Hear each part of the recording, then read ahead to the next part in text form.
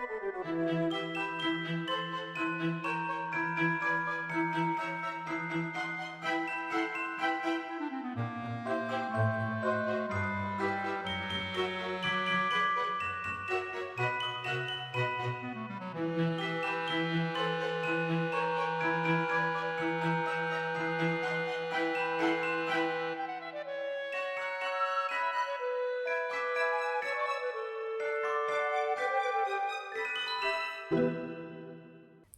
Bonjour à tous, j'espère que vous allez bien. On se retrouve aujourd'hui pour le vlogmas numéro 9. Et je vais commencer ce vlogmas en vous parlant de cette lecture que j'ai terminée, Tant que fleuriront les citronniers de Zulfa Katou. C'est donc un roman qui est paru aux éditions Nathan. C'est un roman que l'on trouve en littérature jeunesse. Alors le roman en lui-même, il fait à peu près 400 pages. Il est un petit peu plus long parce qu'à la fin, il y a une nouvelle. Alors la nouvelle, je n'ai pas eu le temps de la lire. Elle fait une vingtaine de pages, je n'ai pas eu le temps de la lire.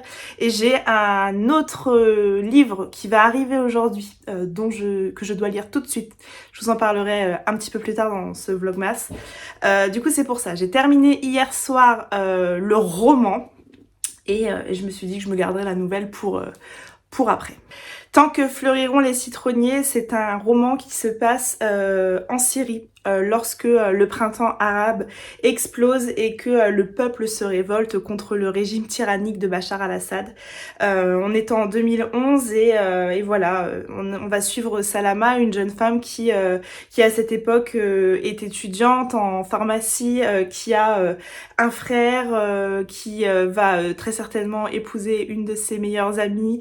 Elle a ses parents qu'elle aime énormément. Et puis évidemment, cette révolution est venue complètement exploser ce pays, exploser chacune des familles qui composent ce pays. Et Salama n'a pas été épargnée par le drame. Alors on le sait dès le début, elle vit seule à présent avec Layla, la fameuse qui a épousé son frère et qui se retrouve à présent enceinte. Voilà, son frère et son père sont en prison. Ils ont été arrêtés lors d'une manifestation. Alors elle pense très certainement qu'ils sont morts, mais elle n'en sait rien. Et puis sa mère est morte lors d'un bombardement. Voilà, Layla est maintenant la seule famille qui reste à Salama.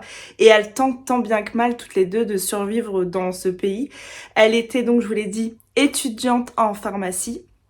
Et en fait, vu le nombre de victimes, vu tout ce qui se passe, les hôpitaux sont surchargés, il manque de médecins, il manque de main d'œuvre, il manque de tout et elle se retrouve avec sa petite expérience d'étudiante en pharmacie, une année à faire des opérations, à recoudre à vif. Elle se retrouve à faire beaucoup de choses en fait pour essayer d'aider son pays. Elle se retrouve sous les directives du docteur Ziad qui va un petit peu la prendre sous son aile et la considérer comme sa fille. Et puis un jour, elle va rencontrer un jeune homme qui s'appelle Kenan. Kenan, lui, il est comme elle. Il n'a pas envie de se laisser abattre par cette dictature, par cette guerre civile qui est en place dans son pays.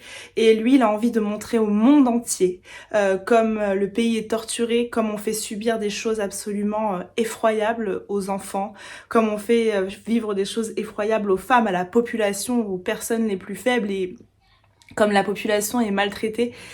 Il y a un passage dans le roman qui dit mais comment les gens du monde font pour dormir alors que dans mon pays on subit des choses aussi horribles. Et voilà, lui Kenan, il fait des vidéos sur YouTube. Alors évidemment, il s'expose à un très grand danger à faire ce genre de choses, mais il le fait, il participe aux manifestations et il crie au monde entier à quel point l'injustice est présente dans son pays. Alors, il y a deux choses très fortes dans ce roman. Évidemment, il y a la puissance d'un roman, donc l'autrice est d'origine syrienne. On a vraiment la puissance d'un roman.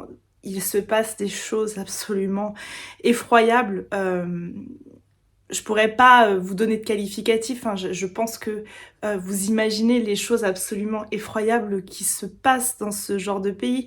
Lorsqu'ils sont en guerre, il n'y a aucune pitié. On tue des bébés, on tue des enfants et on les tue de manière immonde et absolument effroyable. Enfin, j'ai eu les larmes aux yeux à un nombre de fois incalculable dans ce roman en me disant mon Dieu, c'est horrible, mon Dieu, c'est effroyable.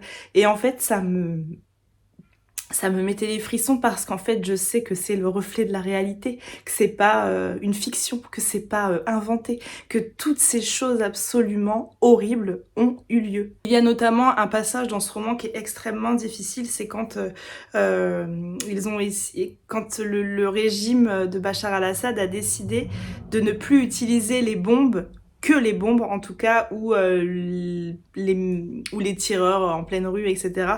Mais lorsqu'ils vont utiliser un gaz neurotoxique, c'est-à-dire qu'ils vont utiliser une arme chimique pour s'en prendre à une population. Et là, on voit un hôpital se faire complètement submerger par une population dans une très grande souffrance qui va très rapidement mourir des suites de cette attaque. Et il y a une vraie histoire, elle a un vrai talent de conteuse, Zulfa Katou, dans ce roman-là.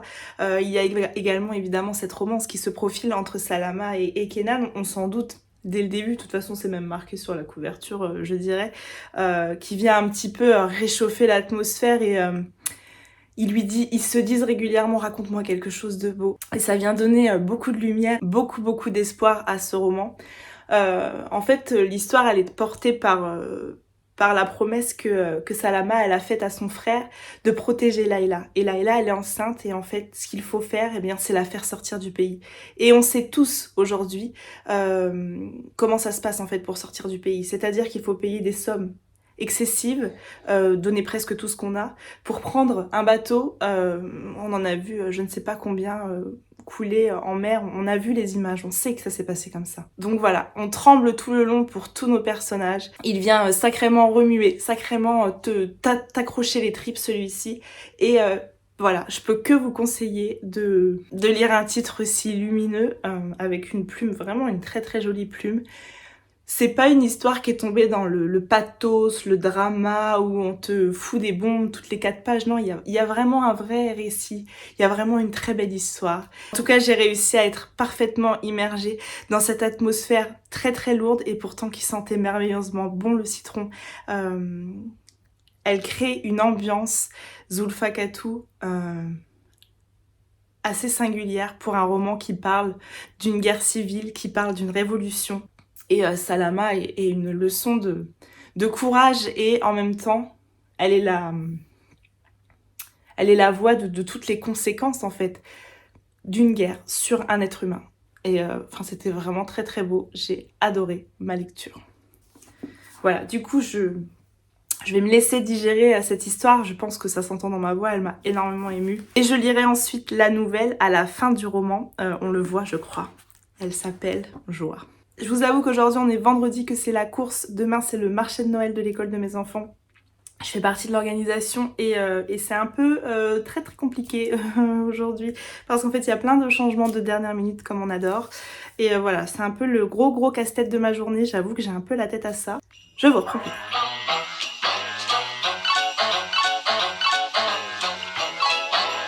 Je vous reprends un petit peu plus tard dans la journée. On a fait des petits biscuits de Noël avec Nono ce matin et ils sont trop bons. Si tout va bien, vous devriez voir la recette demain sur ma chaîne pour un vlogmas un petit peu hors série. Plus les minutes passent, plus je parle du nez. Niveau lecture, je voulais vous dire 2 petites choses encore aujourd'hui. Première chose que je voulais vous dire, c'est que je ne suis pas encore revenue en vlogmas sur le calendrier de l'Avent de Sophie Jomard, Un cœur pour Noël, ce livre. Pour la simple et bonne raison, je vais pas vous raconter de carabistouille, c'est que je suis pas à jour.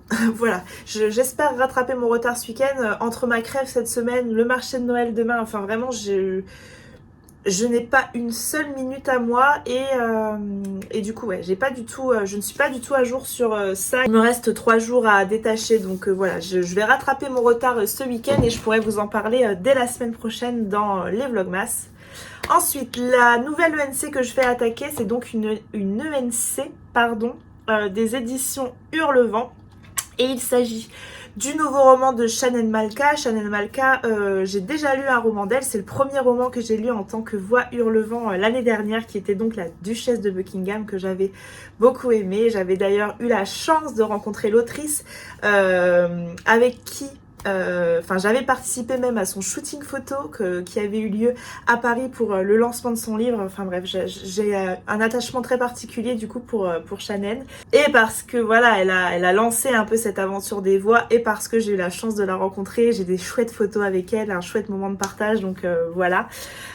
Et donc là du coup, grande surprise en fait, elle publie son second roman avec les éditions Hurlevent. Et le gros challenge, c'est que pendant mon week-end extrêmement chargé, j'ai une ENC Hurlevent à lire. Voilà. Les filles d'habitude nous font parvenir l'ENC et on a quand même plusieurs jours pour la lire. Là c'est vrai qu'on a un délai extrêmement court qui n'est absolument pas dépendant de leur volonté. Donc voilà, je vais essayer de jouer le jeu autant que je peux. Ah mince, j'ai un appel, c'est pas grave, je rappellerai après. Je vais essayer de la lire cette ENC parce que j'y tiens particulièrement.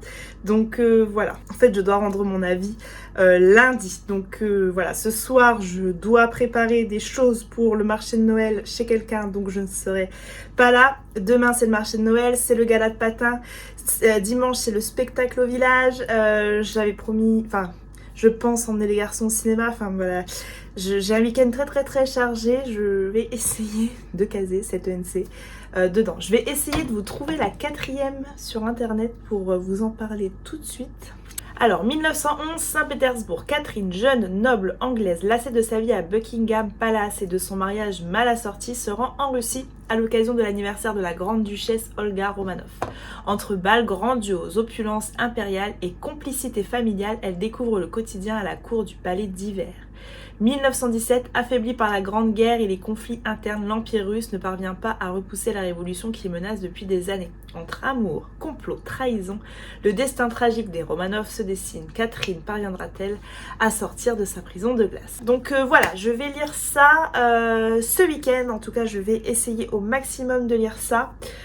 Voilà, je crois que c'est tout ce que j'avais à vous dire pour ce vlogmas. Je pense qu'il est assez court du coup parce que j'ai assez peu filmé. En même temps, j'ai pas grand chose de très intéressant pour vous aujourd'hui. Voilà, et puis écoutez, demain ce sera une vidéo un petit peu hors série que je vous propose et puis on se retrouvera dès lundi pour un vlogmas plus classique. Voilà, comme d'habitude, j'espère que vous avez passé un bon moment avec moi. N'hésitez pas à liker, commenter, partager si le cœur vous en dit. Et écoutez, moi je vous dis à demain pour un nouveau vlogmas. Des bisous, bye!